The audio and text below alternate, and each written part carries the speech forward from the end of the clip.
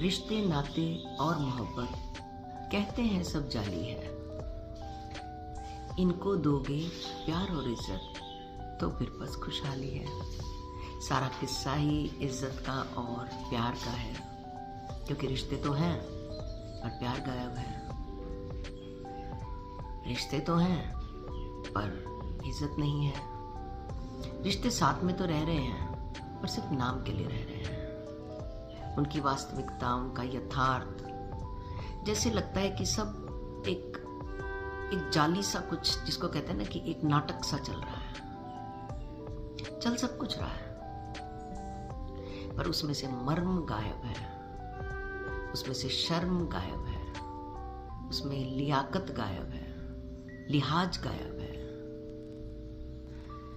तो बड़े खूबसूरत होते हैं ये रिश्ते जो, और बड़े किस्मत वाले होते हैं वो परिवार जो साथ साथ रहते हैं, एक दूसरे के साथ मिलकर रहते हैं, एक दूसरे की परवाह करते हैं, एक दूसरे के बारे में सोचते हैं, एक दूसरे का लिहाज करते हैं।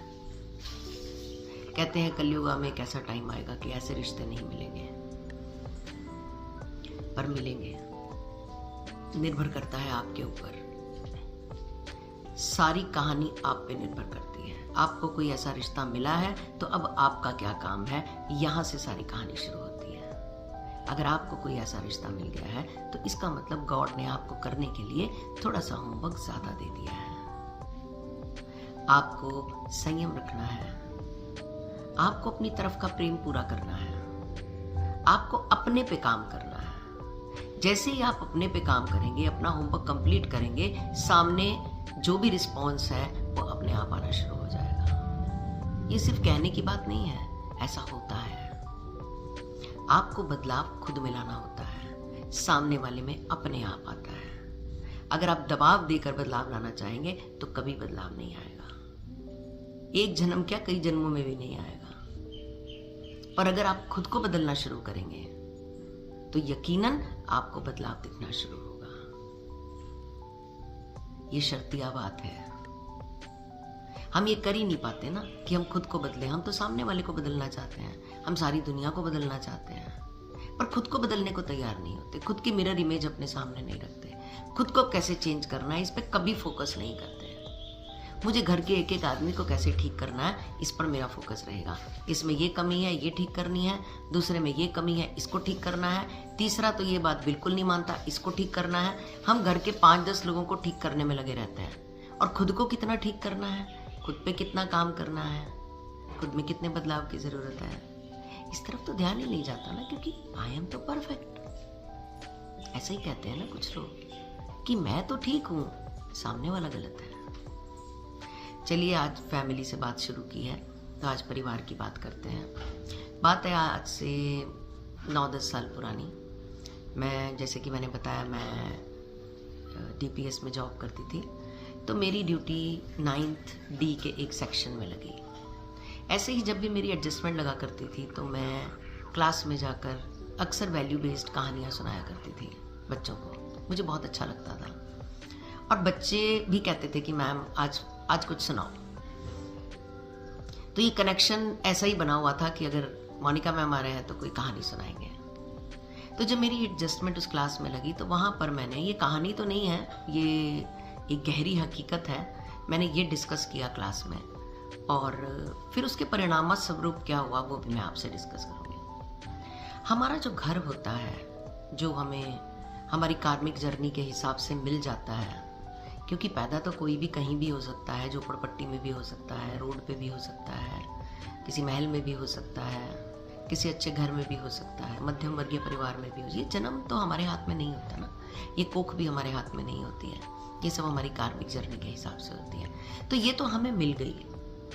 अब हमें मिली है अगर तो, और अगर हमें 3 टाइम का खाना मिल रहा है अपनी मर्जी का, गौर कीजिएगा, अपनी मर्जी का, हमारे सिर के ऊपर रहने के लिए छत है, सोने के लिए हमारे पास बिस्तर है, और पहनने के लिए हमारे पास कपड़े हैं। अगर हमारे पास ये सारी चीजें हैं तो हम दुनिया के सबसे अमीर आदमी हैं, सबसे अमीर आदमी।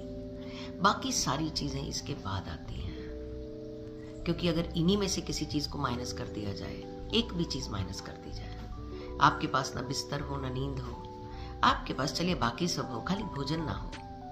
चलिए भोजन भी हो पर आपके पास छत ना हो। तो चलिए आपके पास छत भी हो पर आपके पास परिवार ना हो। तो शायद इनमें से एक भी चीज चली जाए तो कहीं कुछ कमी रह जाती है। पर जिनके पास ये सब होता है, क्या वो खुश रहते हैं? क्या वो शुक्राने में रहते हैं? क्या वो उस प्रभु से कहते हैं कि भैया तुमने तो कमाल ही कर दिया? लोग लॉटरी के टिकट खरीदते हैं और उनकी लॉटरी लगती है तो बड़े खुश होते हैं। हमारी लॉटरी तो तूने पैदा होने से ही लगा दी। जब मैं पैदा हुआ तो मेरे पास सारा कुछ था, खाना भी था, भोजन भी था, घर भी था, कपड़े भी थे, रिश्ते भी थे, प्यार करने वाले भी थे। मेरे पास तो सब कुछ था, मैं तो एक भरपूर समृद्धि लेकर पैदा हुआ। पर अब सवाल ये उठता है कि क्या इस समृद्धि को हम पहचान पाते हैं? क्या इसकी दाद दे पाते हैं? क्या इसका शुक्रिया अदा कर पाते हैं, या अपने आप को लकी समझते हैं? आपने बहुत सारे लोग देखा होगा अपनी सोसाइटी में, अपने रिलेटिव्स में, अपने इर्द गिर्द बहुत सारे लोग देखे होंगे जो कहते हैं यार मेरी तो किस्मत खराब है। और उन्होंने ब्रांडेड जूते पहने होते हैं, अच्छे कपड़े होते हैं और गाड़ी में भी बैठे होते हैं, फिर भी कहते हैं कि भगवान ने तो पता नहीं किस्मत बनाते टाइम कहाँ ही बैठा था और मुझे बनाने के लिए किसको भेज दिया। मेरी किस्मत शायद वो लिखना भूल गया, मेरे हाथों में शायद किस्मत की लकीर नहीं है। ऐसी ऐसी लाइनें आपने सुनी होंगी। और ये जिन 4-5 चीजों के बारे में मैंने बात की, ये 5 चीजें उनके पास भरपूर मात्रा में है। सिर्फ उनके पास और क्या नहीं है, उनके पास कहीं फॉरेन जाने की इच्छा है, वो पूरी नहीं हो रही है। उनको एक बहुत बड़ी कोठी लेनी है, वो पूरी नहीं हो रही है। उनके पास एक गाड़ी है, उनको बड़ी गाड़ी लेनी है, मर्सिडीज जैसी, कोई ऑडी जैसी गाड़ी लेनी है, वो नहीं ले पा रहे हैं। तो इसलिए वो कह रहे हैं कि भगवान मेरी किस्मत खराब है। आपको पता है ये बोलने से, ये सिर्फ बोलने से आप कितने नाशुक्रे हो रहे हैं। आपकी किस्मत खराब अभी तक तो नहीं है, अभी तक तो आपकी किस्मत बहुत अच्छी है अगर आपके पास ये चारों संसाधन है। पर आप बोलकर अपनी किस्मत को कहां ले जा रहे हैं, ये तो ईश्वर जानता है। एक घर में जब काम करते हैं पेरेंट्स और बच्चे घर पे होते हैं तो उनके लिए, बच्चों के लिए घर पे सब फ्री होता है। क्योंकि ये चर्चा मैंने क्लास में की थी, मैं कहानी नहीं कहूंगी इसे, तो मैं कहीं भटक ना जाऊं अपनी चर्चा से, इसलिए हम इसको पहले फिनिश करते हैं। घर में जब बच्चे रहते हैं तो उनके लिए सब फ्री होता है, खाना, पानी, रोटी, कपड़ा, जूते, उनकी खुशियों के छोटे छोटे तोहफे, सब फ्री होता है। जैसे ही बच्चा घर की 4 दीवारी लांग के, चौखट लक्ष्मण रेखा लांग के बाहर निकलता है, उसके लिए सब कुछ मॉनिटरी हो जाता है। हर चीज पैसों में मिलती है। उसको एक पानी की बोतल लेनी है तो पैसों में आएगी, उसको एक चपाती खानी है तो 20 रुपए की आएगी या 5-10 रुपए की आएगी। उसको एक छोटी से छोटी चीज भी लेनी है तो उसको उसकी कीमत चुकानी पड़ेगी। जबकि घर में उसको हजारों चीजें जो घर में अलग अलग कोनों में पड़ी हुई हैं, चाहे वो चप्पल है, चाहे पेंसिल है, चाहे पेन है, चाहे कैप है, चाहे चश्मा है, चाहे कुछ भी है, घर में तो उसको सब मिलता है। उसकी इच्छा होती है और वो ले आता है। क्योंकि परमात्मा ने अलादीन का चिराग सबके घर में भेजा हुआ है पेरेंट्स के रूप में। बचपन में कहानी सुनी थी ना, चाचा चौधरी के पास एक साबू हुआ करता था और एक अलादीन का चिराग हुआ करता था। आप चुटकी बजाते थे और चीज हाजिर हो जाती थी।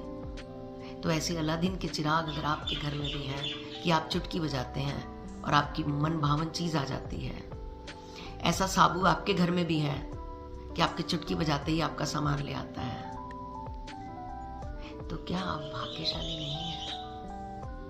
आपके माता पिता आपके लिए अलादीन के चिराग और साबू ही हैं, जिनको सिर्फ हम पहचान नहीं पाते हैं। हम उनसे नाराज रहते हैं। आपने ये इच्छा पूरी नहीं की, आपने ये नहीं दिया, उसके पास ये है, इसके पास ये है, मेरे पास नहीं है। यही दौर, यही कहानी, यही डिस्कशन, यही शिकायतें चलती चली जाती हैं। और अब कब 19, 20, 21, 22 साल के हो जाते हो शिकायतें करते करते। शुक्राने करना तो बड़ी दूर की बात है। घर की चौखट से निकलते ही सब कुछ पैसों का मिलता है। ये घर ही है जहां पर सब कुछ आपको फ्री मिलता है और आपकी मर्जी का मिलता है ज्यादातर, क्योंकि माँ बाप जान लगा देते हैं उसे पूरा करने में जो इच्छा आपके मुंह से निकलती है, जिसकी कामना आप करते हैं, उनके लिए वो रामबाण जैसी हो जाती है। एकदम नहीं देंगे, हो सकता है कुछ महीने में नहीं दें, पर कुछ सालों में जरूर आपकी वो इच्छा पूरी होती है। कभी कभी एक साथ भी हो जाती है, डिपेंड करता है कि आप छोटी चीज मांग रहे हैं या बड़ी चीज मांग रहे हैं। ये मैंने क्लास में सुनाई, ऐसे ही, ये कोई कहानी नहीं थी, चर्चा थी, ऐसे ही मैंने कर दी। मेरे मन के भाव थे, मैंने दे दिए और क्लास खत्म हो गई। रात गई, बात गई। लगभग 4-5 दिन के बाद, मैं हुड्डा में रहती थी पहले, 4-5 दिन के बाद मैं जब ऐसे ही घर से निकल रही थी, मुझे थोड़ी दूर तक जाना था और मैं पैदल ही चल रही थी, तो तभी एक एक्टिवा मेरे पास आके रुकती है और एक बच्चा है उसमें, जिसे मैं पहचान लेती हूँ कि मेरे स्कूल का बच्चा है। और उसने बोला, मैम आपको कहीं छोड़ दूँ? मैंने कहा चलो ठीक है बेटा, निकली तो मैं पैदल ही थी, चलो छोड़ दो। मन में थोड़ी थोड़ी इच्छा भी थी कि चलो चल रहे हैं, मे बी कोई स्टूडेंट, जनरली बच्चे मिल जाते हैं रास्ते में, कोई मिल जाएगा तो वहां तक छोड़ देगा, नहीं तो कोई नहीं, भौकी हो जाएगी। वो बच्चा मुझे कहता है रास्ते में कि मैम आपने मुझे पहचाना? मैंने बोला नहीं बेटा, मुझे इतना पता है कि तू मेरे स्कूल का है, पर मुझे तेरा नाम याद नहीं है। कहता मैम मैं 9th D में पढ़ता हूँ। मुझे ध्यान आया कि हाँ, अभी 2-4 दिन पहले मैं 9th D में गई थी। तो उस बच्चे ने मुझे बोला कि मैम आप मेरी क्लास में एक बात सुना कर गए थे पेरेंट्स के लिए, कि पेरेंट्स भगवान होते हैं और हम बड़ी किस्मत वाले हैं और हमें हमारी मन की हर चीज़ मिलती है। मैम मेरे भी ऐसे ही पेरेंट्स हैं। मैंने बोला बेटा पेरेंट्स सबके ऐसे होते हैं। कहता मैम पर मैं ऐसा नहीं था, मैं अपने पेरेंट्स के साथ आर्ग्यू भी करता था, कभी कभी बदतमीजी भी करता था, कभी ऊंची आवाज़ में भी बात करता था, कभी दरवाजे भी पटक देता था, कभी चिल्ला चिल्ली भी करता था। मैं बहुत शिकायती टाइप का बच्चा हूँ, मैं बहुत शिकायत करता था मैम। उस दिन आपने क्लास में जो सुनाया मैम, मेरे अंदर तक मुझे चोट पहुंची और मुझे लगा कि मैं अपनी इस संपन्नता को कभी महसूस नहीं कर पाया जो मेरे पापा ने मुझे दी। मेरे पापा ने मुझे तब एक्टिवा लेके दी जब मेरे किसी भी कज़न के पास नहीं थी। मुझे तब वो चीज़ें मिली जब मेरे घर में किसी के पास भी नहीं थी, पर सिर्फ मेरे पास थी। और मैं कभी भी इस पावर को महसूस नहीं कर पाया, पर उस दिन आपकी बात सुनने के बाद मैं कनेक्ट हो पाया अपने माता पिता के साथ। मैंने घर जाके अपने मॉम डैड से सबसे पहले पैर छूकर माफ़ी मांगी, सॉरी करी, उनको गले लगाया, हक किया और मैंने उनको प्रॉमिस किया कि आज के बाद मैं बिल्कुल बदल जाऊंगा और आपको एक नया रतन देखने को मिलेगा। मैंने तो क्लास में, मैंने घर जाकर सबसे पहले अपने मॉम डैड को हक किया, उनको महसूस किया। अभी तक तो मैं उन्हें महसूस ही नहीं कर पाया था कि उनका मेरी जिंदगी में कितना बड़ा रोल है। और ये सब वो डिस्कशन सुनने के बाद हुआ। Thank you so much ma'am. मुझे बात याद थी, बच्चा याद नहीं था और क्लास का भी हल्का सा इल्म था कि हाँ मैं उस क्लास में गई थी। तो आप कभी भी जीवन में जब किसी को कुछ भी बताते हैं, हमें लगता है कि हमने इतने बड़े ग्रुप को सुनाई, किसी ने हमारी बात नहीं सुनी। कोई एक भी अगर आपकी बात सुन लेता है तो आपका बोलना कामयाब हो जाता है। तो इसलिए कभी भी अपनी फैमिली को, अपने क्लोज वंस को इग्नोर मत कीजिए, उनसे शिकायत मत कीजिए, उनकी रिस्पेक्ट कीजिए, उनसे प्यार कीजिए, उनसे मोहब्बत कीजिए। अगर आप उनकी रिस्पेक्ट करेंगे तो आपको उसके बदले में रिस्पेक्ट ज़रूर मिलेगी। कुछ बच्चे कहते हैं ना कि मैं अपने मम्मी पापा से बिल्कुल प्यार नहीं करता। क्यों? क्योंकि मेरे मम्मी पापा भी मुझसे प्यार नहीं करते। तो पहले आप करना शुरू कर दीजिए ना, फिर वो भी करने लगेंगे। और कुछ को इससे ऑपोजिट शिकायत होती है कि मेरे मम्मी पापा मुझसे प्यार करते हैं और मैं नहीं कर पाता।